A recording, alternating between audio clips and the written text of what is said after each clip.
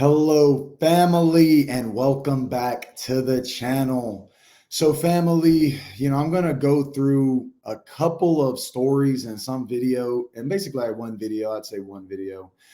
And, I know that we look at the world and we probably seen a lot of what I would describe as calamity happening across this planet. And I want to get into a couple of stories, and I'm telling y'all, man, like, I think things are about to get apocalyptic. So let's go ahead and start with this first article. And these articles basically allude to that. So this one says Wisconsin tornado storms knock out power for tens of thousands. Power outages impacted more than 86,000. Okay. So, I know some people may say, well, that's not a lot of people. I mean, that's 86,000 people that might not have any power. And even if it was just one person, that should be a big deal. But 86,000, that is many. So it says tens of thousands remained without power in Wisconsin on Thursday after a rain-wrapped tornado and storms swept the state.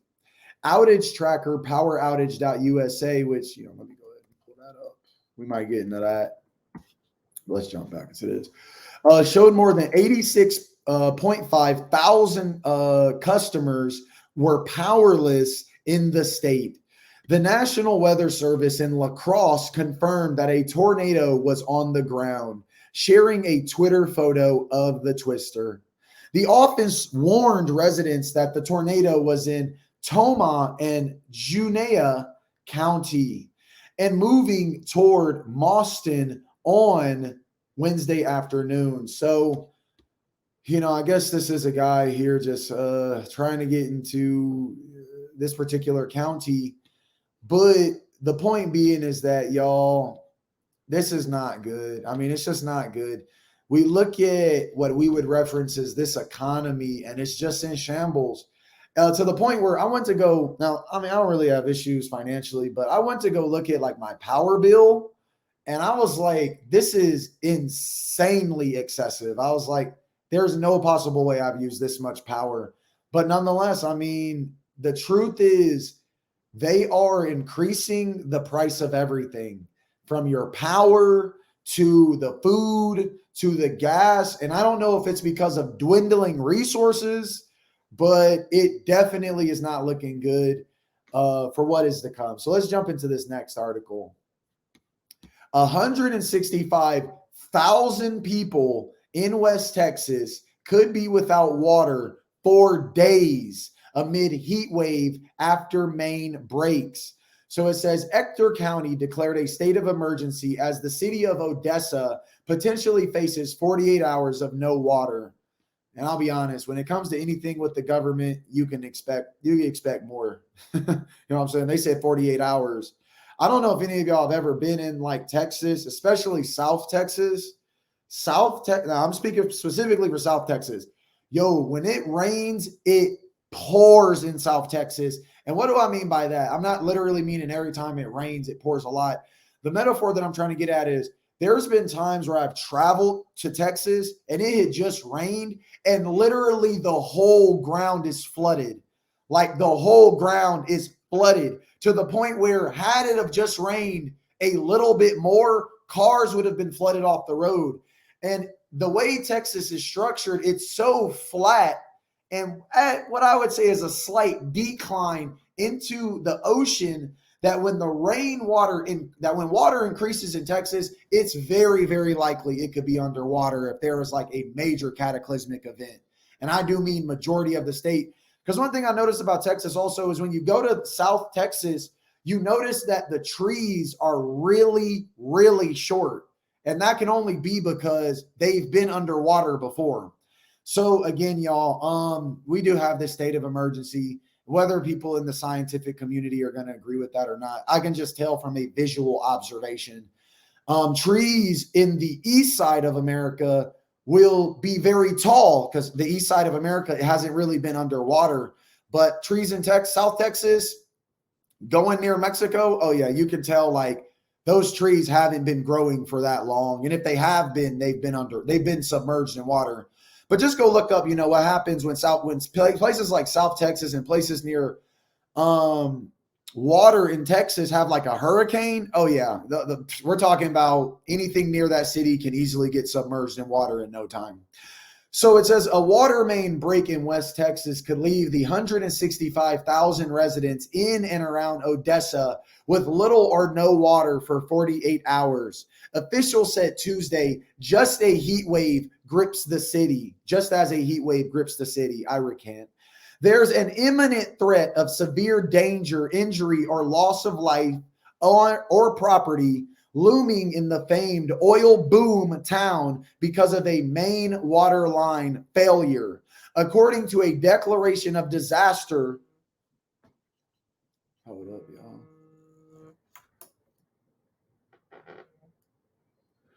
According to a declaration of disaster from the Ector County Office of Emergency Management, the loss of potable water is expected to be 48 hours at this time, which, we'll see what happens there, but let's just continue. It says the water main break couldn't have come at worse time for Odessa as residents face an early summer heat wave with a high temperature of 100 degrees Tuesday and forecast for 98 Wednesday and 96 Thursday. So again, family, this is what must be understood, and I'm going to get into it next.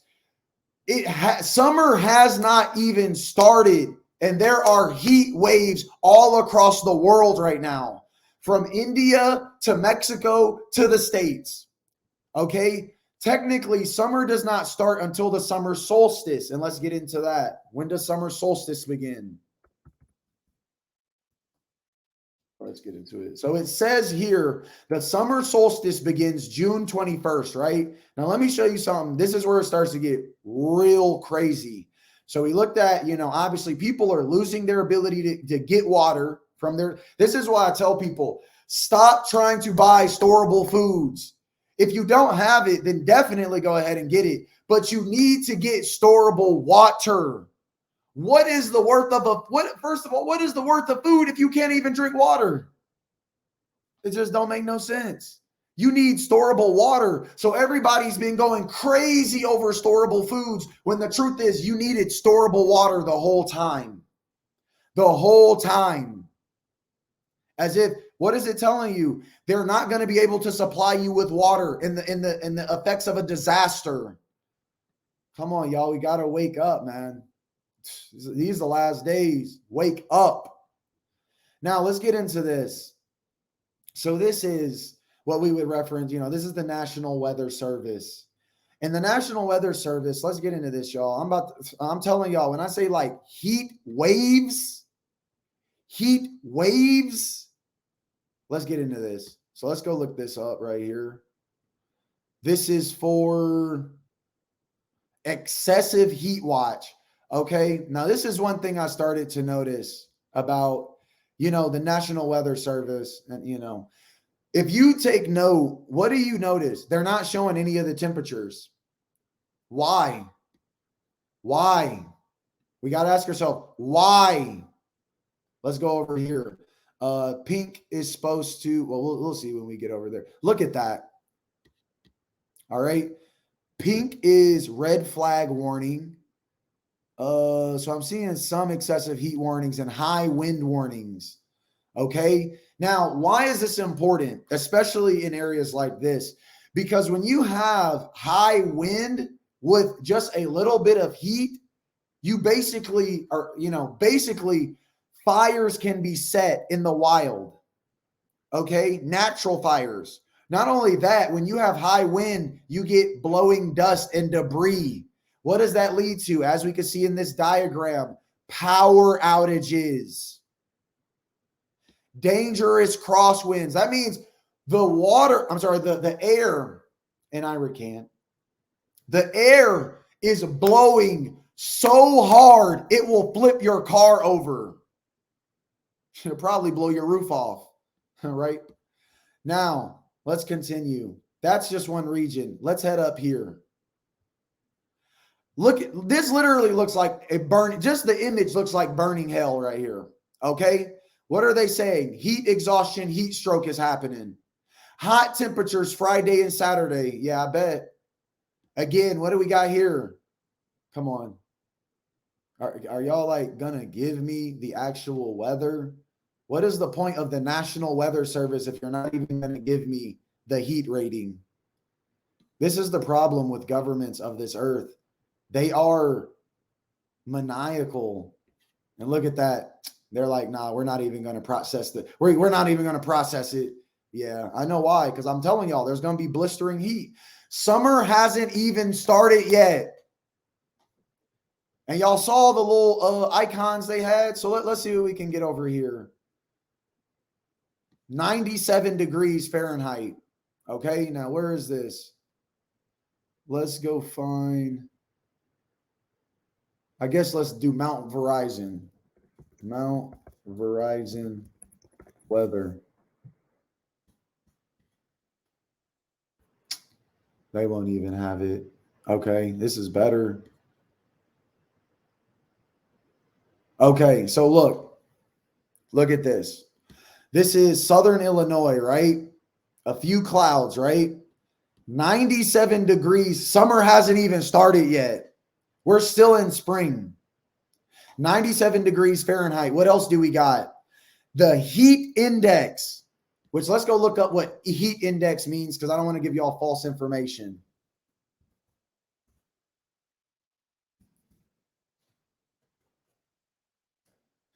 All right, the heat index says a measure indicating the level of discomfort the average person is thought to experience as a result of the combined effects of the temperature and the humidity of the air. So I think in layman terms, what that basically means is this is how hot it can feel outside. All right. So even though it's 97 degrees, it can feel like it's 109 degrees. Where I'm trying to put y'all on game before the end of the world, quite honestly, because I'm telling y'all, this is about to get, if you think it's going to get cooler, you're crazy. You're just crazy. It's not. It's going to get hotter. Summer hasn't even started yet. Let's go down to the south, right? Let's hit Alabama. Oh, really? You see that they're not even going to show you the temperatures, man. Why? Why? Okay, that's a little bit better. Now, over here, you know, we've seen actually a lot of, I would say we've seen a lot of high temperatures. It's kind of cooled down now that we're going into the evening. But y'all got to ask that question. This is the National Weather Service. Why aren't they showing the temperatures? Oh, let's get into this. So here we go. Good example. Finally. Okay, they won't even let me click upon it. So I gotta go in. I gotta go in on it. All right, made it a little bit larger. What do we have here? 98 degrees, 97 degrees, 100 degrees, 93 degrees. And for people who are just like, well, you know, 100 degrees, 90 degrees isn't that bad. Summer hasn't started. This would be like turning on the oven and it instantly goes to 400 degrees. How is it going to be at its highest temperature?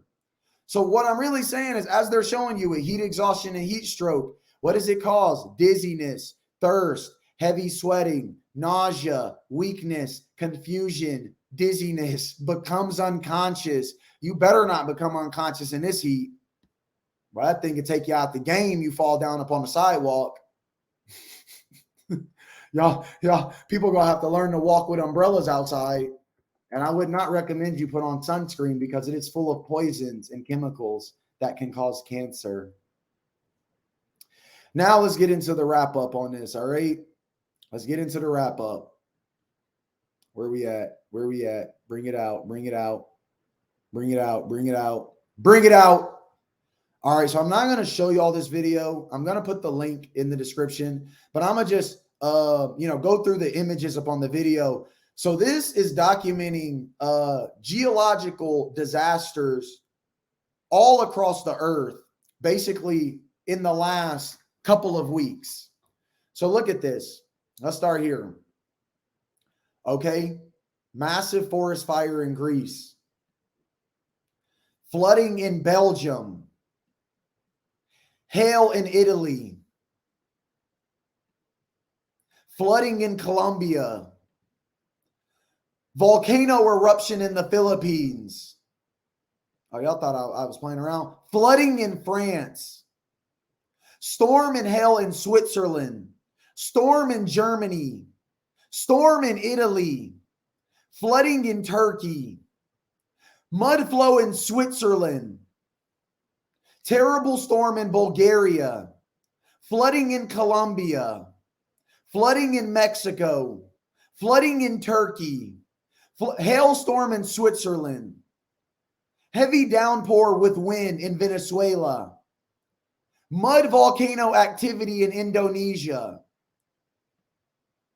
Tornado in Italy.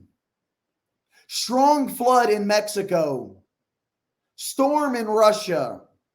Earthquake in Russia. Flood in the U.S. Destructive hail in the USA. Earthquake in Indonesia. Forest fire in Spain. Rockfall in Russia. Strong hail in the USA. Heavy hail in Turkey. Flood in Greece. Strong wind in India. Okay. Heavy thunderstorm and flood in Italy. This is over an amount of days, y'all. Days, not weeks, not months, days. Forest fire in Canada. Okay. Sandstorm in Pakistan. So it ends on June 10th. When does it start? It starts on the 5th. In 5 days, all that mayhem has been had on this planet Earth. And if you think that's normal, something's wrong with you. It's not normal. It's not normal to see this many floods and natural disasters in 5 days. And summer ain't even started yet. You already got heat waves in India, Mexico, the U.S. Y'all better get right with the Most High, because I'm telling you, the end is near. So, fam, that pretty much wraps up, this report. I do want to thank everyone for joining me here on this channel. Don't forget to subscribe and hit the bell. I love y'all, fam. I want y'all to stay protected. And I want you to know the Most High God of Yisrael. Because that's the only God, the God of the Holy Bible, that can save you from this utter destruction. So bless y'all, and y'all have an amazing and blessed